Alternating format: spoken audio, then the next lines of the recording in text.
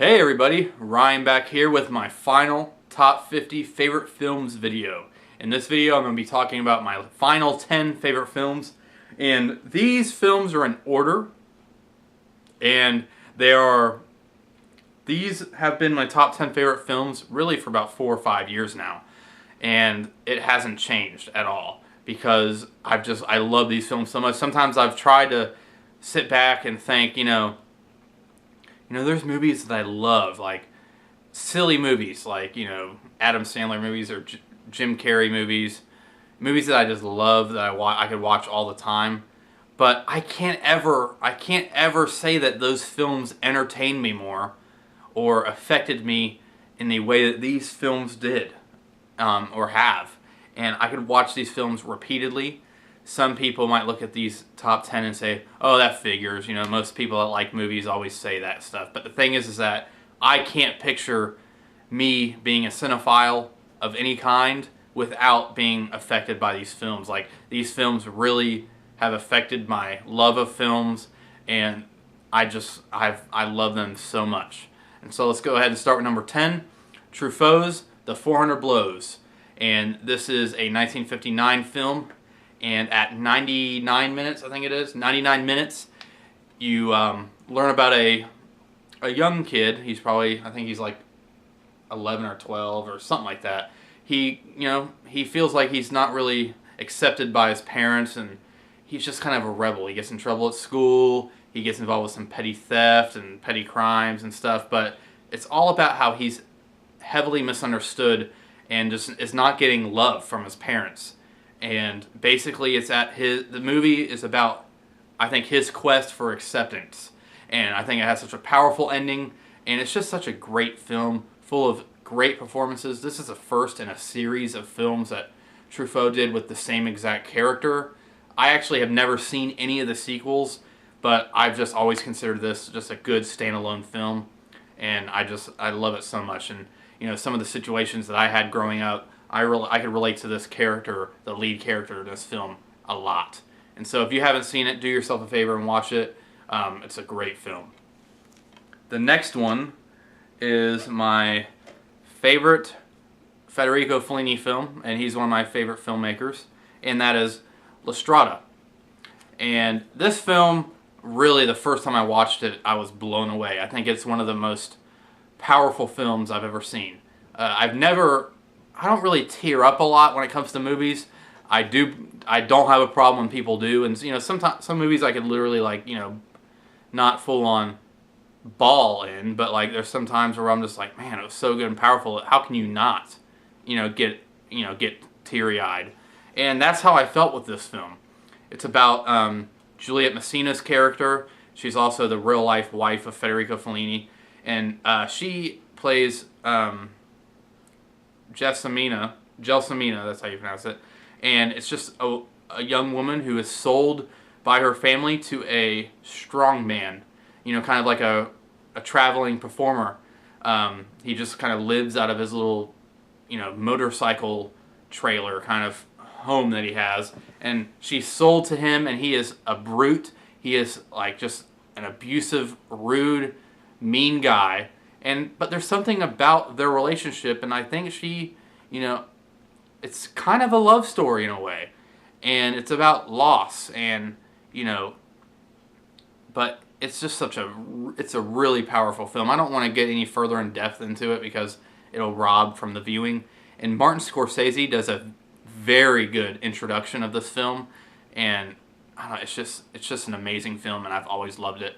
And I'm so glad I got the Criterion version of it, and I recommend it to everybody.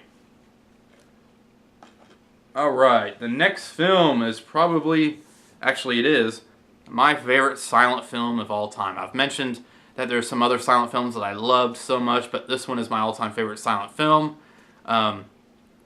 It's pretty much tied with maybe like The General, like I said before, but I feel like this just really... I could watch this film more because it's so visually spectacular. That's Fritz Lang's Metropolis. This movie has really never been in a complete version until now. And yes, some people say, well, there's still like 5% of it missing. but it is made up with, like, you know, subtitles mentioning things. But I think it's I think it's complete. It seems complete to me, and it's just such a great film.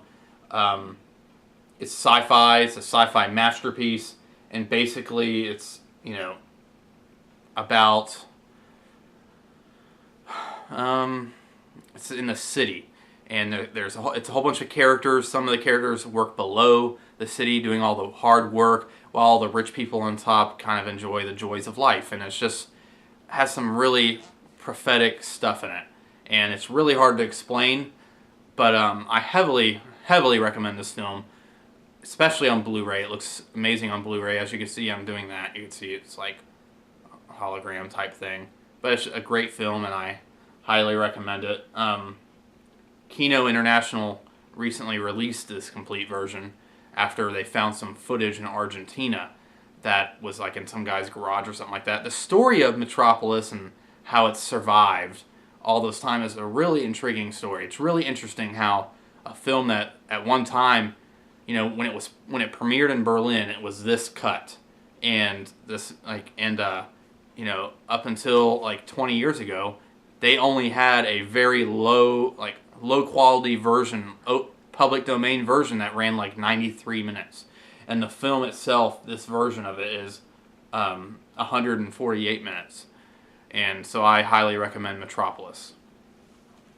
The next film on my list is my favorite Alfred Hitchcock film, and it has been since I first saw it, because of the mystery feel and the kind of voyeurism it kind of brings out. And what else could I be talking about? Jimmy Stewart and Rear Window. Great film. I watch it at least, you know, every 3 weeks. I love watching it whenever I don't feel good, you know, because you don't feel good, and you kind of always wish you lived in a place where you kind of just do what Jimmy Stewart did, you know. Maybe one day you could see a murder and, you know, have this important thing happen. And I mean, I'm not saying I would like to see a murder, but it's just one of those things that everybody always wishes that, you know, they could have, you know, solved a murder or something like that. And it's about Jimmy Stewart, who is a, you know, wheelchair-bound guy because of an accident. He's a photographer, and so his leg is broken and he can't really move, and so he just kind of spends his days staring out the rear window of his apartment. Meanwhile, he's just become so obsessed with that, he thinks he sees a murder, and it's basically about all the situations and his little investigation and people not believing that he saw a murder. And his girlfriend is played by Grace Kelly, who is an amazing actress. I think she's one of the most beautiful actresses of all time. I mean, she plays the perfect love interest for Jimmy Stewart, and I think she's like the perfect Bond, or not Bond girl. She was never a Bond girl, but I think she plays the perfect Hitchcock blonde. So I'm sure many of you have seen this, so I'm not going to get any further into it, but Hitchcock's Rear Window. Number 6 on my list is Woody Allen's Annie Hall. From the surface, it looks like a plain old romantic comedy, but it's not. It is a very innovative film that includes subtitles. They break the wall, the barrier between the audience and the actual situations going on in, I think it's called the third wall, and the situations in the story. It's told in a non-linear way. It has a scene of animation, subtitles, like I said. It heavily brings up culture with cinephiles and Bergman, and it's just such an amazing film to look at. It never gets old. This is another film I watch all the time. I watched it last week, and last time I watched it before that was like 3 weeks before that. They just recently released it on Blu-ray. I might eventually upgrade to that, but I love this film. Alright guys, we are now in the top 5. I'm going to go ahead and start with The Good, the Bad, and the Ugly. I have loved this film ever since I first saw it when I was a kid. When I was a kid, it was on TV, and I actually recorded it on TV, but I had the settings on the VCR so high that for a 2-hour tape, it actually only recorded like an hour's worth of time. And so between three VHS tapes when I was a kid, I had the entire film. And I just watched it all the time. I love doing art and stuff, so when I was a kid, I drew a box for the film too. And eventually I upgraded to DVD and now a Blu-ray, and I think the Blu-ray is stunning. A lot of people think that this film did not have a good Blu-ray transfer because they did a lot of digital noise reduction and took a lot of some of the grain away. But I don't think it's as bad as Predator and stuff. I actually love the Blu-ray transfer, and I don't think it's ever been better. For those of you guys who've never seen it, it's about Clint Eastwood's character and two other guys played by Eli Wallach and what was his name? Lee Van Cleef. And there are three completely different guys that are after the same thing during the Civil War, and that is a cash box full of gold. And it's just such a great story. It's about 3 hours long. This is the extended version, which I actually really love. I think it explains a lot more. It's just a really fun Western, and it is a classic Eastwood Western. And so I heavily recommend this, and I know a lot of you have seen this. The next film is actually my favorite foreign film. And it is my favorite Criterion that I own, and that is Seven Samurai. Love it. The first time I saw this movie was about 6 years ago. I was really, really tired. I rented a VHS from the library, and I was really tired at night, but I was like, man, I really want to watch this movie. And it was like 1:30 a.m. I was sick. I just did not feel good. And I'm the type of person that if I'm not feeling good and I put in a movie, I'll fall asleep in 2 seconds. You'll hear me snoring like crazy. But this film was so gripping to me and so good that I stayed up the entire 4 hours and watched the film. Well, it's not 4 hours exactly. It's a 207-minute movie. So it's about almost 3.5 hours. I stayed up the entire time, and at the end, I actually contemplated watching it again, but I didn't. But for those of you guys who don't know, this was remade to American audiences as Magnificent Seven.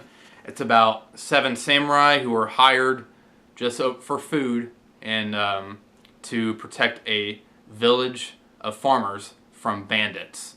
And that barely scratches the surface because it has a lot of human drama, the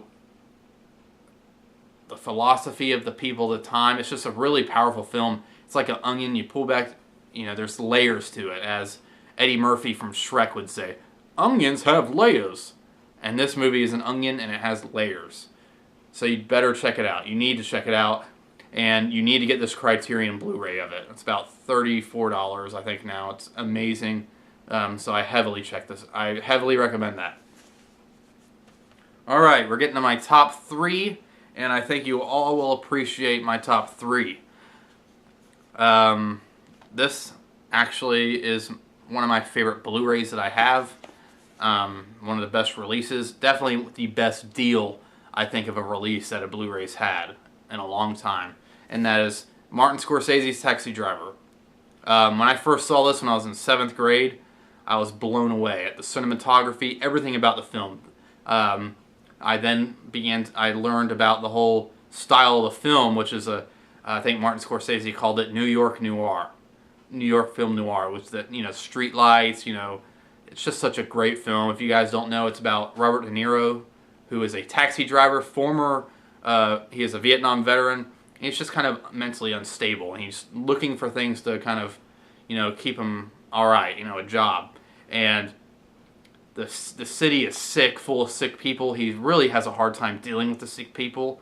And he meets a prostitute played by Jodie Foster. She was like 13 in the film.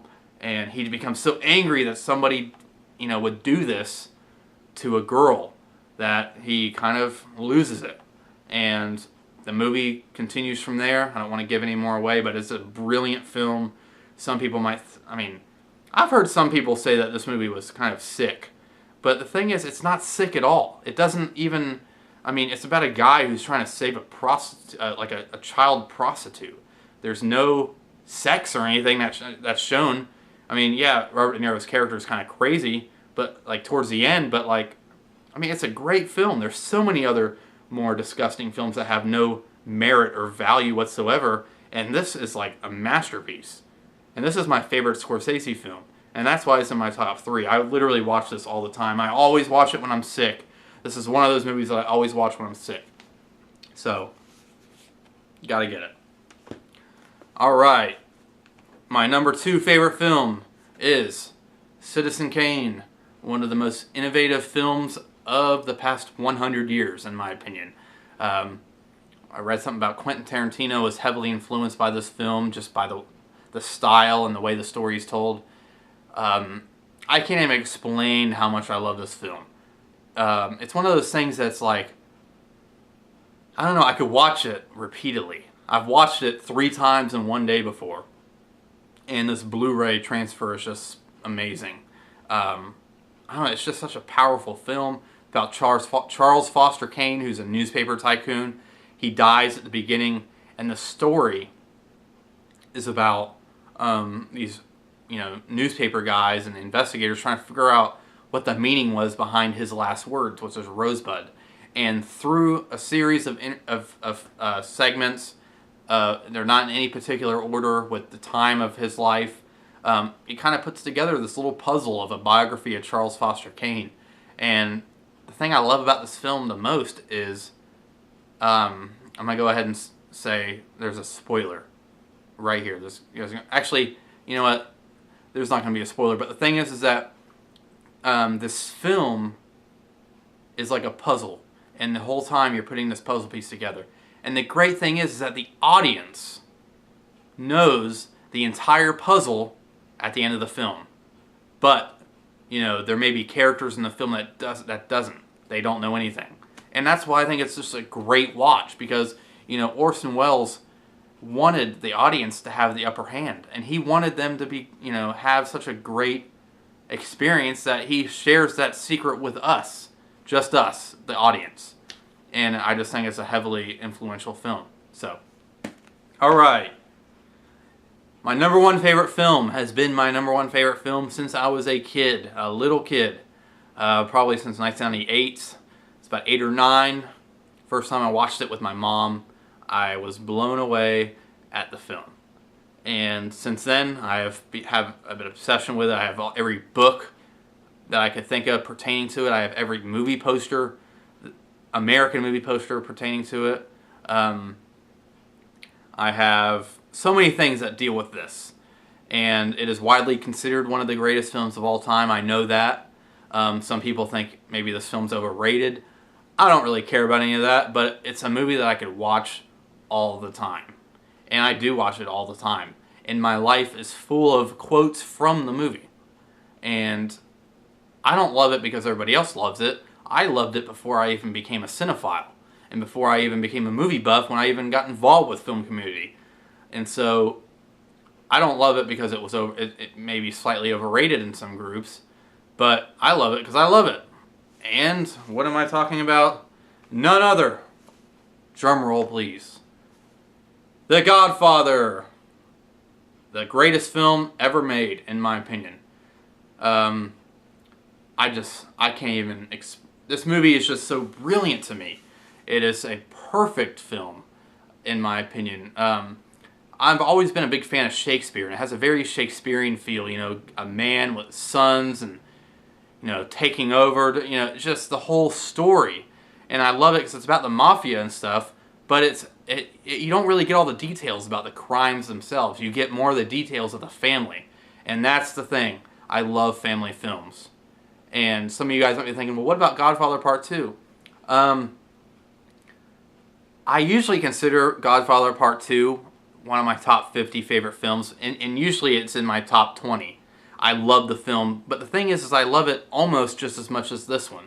And so I was going to go ahead and include it as my number one favorite film, The Godfather 1, really, but then The Godfather 2 also.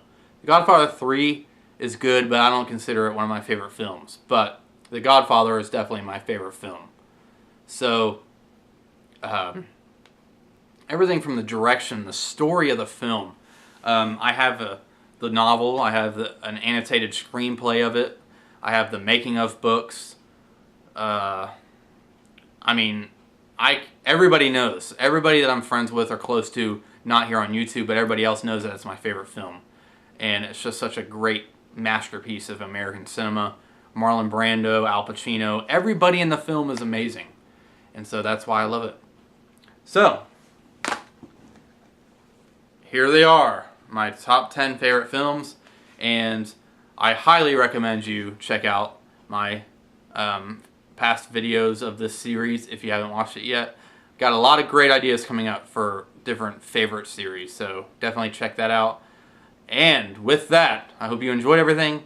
There's 3 ways of doing things: the right way, the wrong way, and the Chattaway.